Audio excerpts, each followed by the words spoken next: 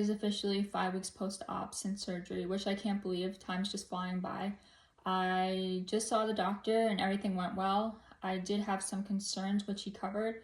One being that I felt like my recovery wasn't going as well, and that I was falling behind because I was in bed a lot and I didn't feel well. And he said, no, you're right where you need to be. You're right on track. So that was a confidence booster. He asked me about my arm. I said it was stuck to my side. And he said, have you raised it over your head at all? And I said, no, I haven't, because it's stuck to my side. And he said, well, I'm going to raise it above your head to make sure you don't have frozen shoulder. And I also saw PT, and they did an evaluation, and I also explained to them some of the concerns that I was having. One big factor being my incisions, and that certain tops that I wore felt like fire on the skin, on the incisions, just in this whole area. And they basically said, yeah, that's totally normal. You had a nerve block, and the nerves are waking up, and we need to desensitize the nerves, so that's totally normal. They gave me a couple exercises to give to my physical therapist here, and also like a scar tissue massage to do on the incisions. So I'm able to touch this one now. It's tolerable, so I'm able to tolerate that a little more. This one, no, not at all. They told me to start with a cotton ball. I can't even do that. I mean, feather light. And it's just like, it's rough. It just makes me so sick. So I'm starting with a Q-tip. And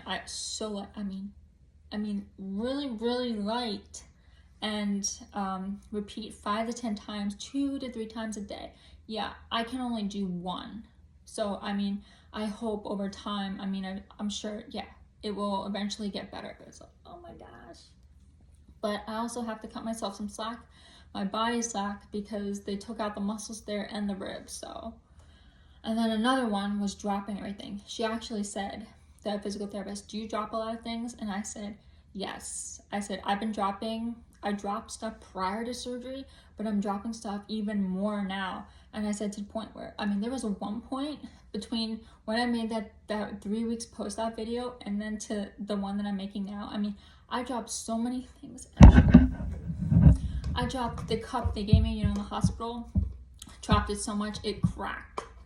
Look at that. It just cracked. And there was another cup in here, and it just totally cracked. I just kept dropping things left and right. I was at the point where I said, I'm gonna order a child's sippy cup off of Amazon, because that's how much I was dropping stuff. It was just totally crazy. And she said, that's normal. I'm like, okay, all right, at least it's normal for this situation. But she said that doing the exercises and everything will help with that. So she said, just be super on top of your exercises, and over time it will get better. She's like, okay, all right, I'll do that. But in the meantime, there was one point, I just had a total fit at one point, truthfully. It was like the last straw. I dropped it and it just totally cracked, like I showed you. And just total insanity. So if you get to that point where you're just like, I'm totally out of my mind, I'm dropping everything, it's normal. It's normal. It's normal, even though you probably were like, yeah. Hearing that what I was going through and what I was struggling with was totally normal was definitely a confidence booster all around, because I was struggling.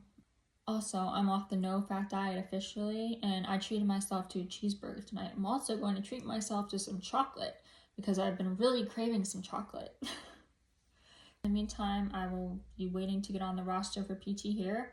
Icing, putting my arm on the pillow to keep that separated. Continuing with the desensitizing of the nerves, eating healthy to help my body heal. So yeah, if anyone has any questions, I'm more than happy to help. But thank you guys so much for watching. Bye.